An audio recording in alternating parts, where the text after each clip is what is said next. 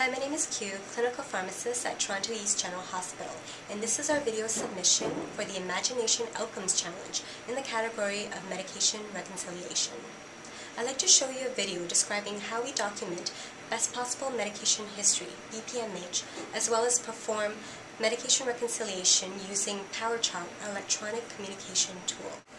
Before I start the video, I would like to briefly describe how we obtain a best possible medication history. We frequently utilize the Drug Profile Viewer. This is an electronic medication list provided by Ontario Drug Benefit. When this is not available, we will contact the patient's community pharmacy for a medication list. With these documents at hand, we are better prepared when we go in to speak to the patient, their family members, or care providers to obtain the best possible medication history. And now, here is our video. The first step in medication reconciliation is documenting the best possible medication history. To begin, click the Document by History button.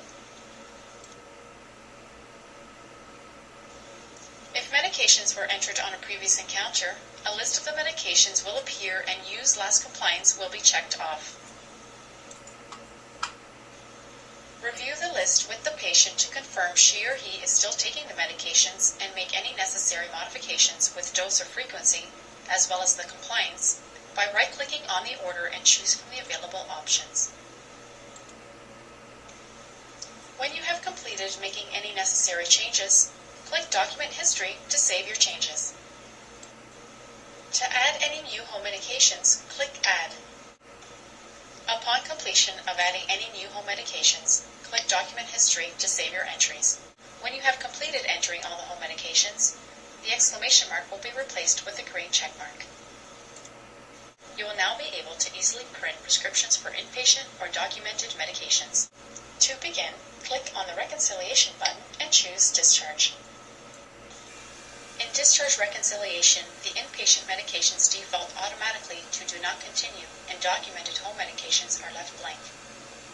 You will notice that for home medications that are continued in hospital, there are two separate lines to reconcile, one for documented home medication, the other for the active inpatient order. If you want the patient to continue the medication on discharge, choose Continue or create a prescription for the documented home medication, and leave the inpatient medication order as Do Not Continue, which is already defaulted. If you do not want the patient to take the medication at home, make sure both choices are Do Not Continue. Make your selection by clicking in the circle from either Continue, Convert to Prescription, or Do Not Continue. Click Reconcile and Sign to print the selected prescriptions.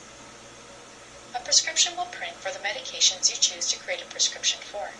The prescriptions will print out on the printer nearest to the computer you are using. You are required to sign the prescription. Notice the status bar updates and changes upon completion of medication reconciliation. Once Discharge MedRec is performed in our system, we are able to electronically generate a medication discharge report, like the list you see in front of you. This list details new medications started in the hospital, listed under prescriptions, home medications to be continued after discharge, listed under Continue Taking, and any medications that are to be stopped, listed under Stop Taking. As a pharmacist, I use these electronic tools daily to input medication histories or review histories prepared by my colleagues. I also use the MedRec tool to generate medication discharge reports to prepare myself for discharge counseling.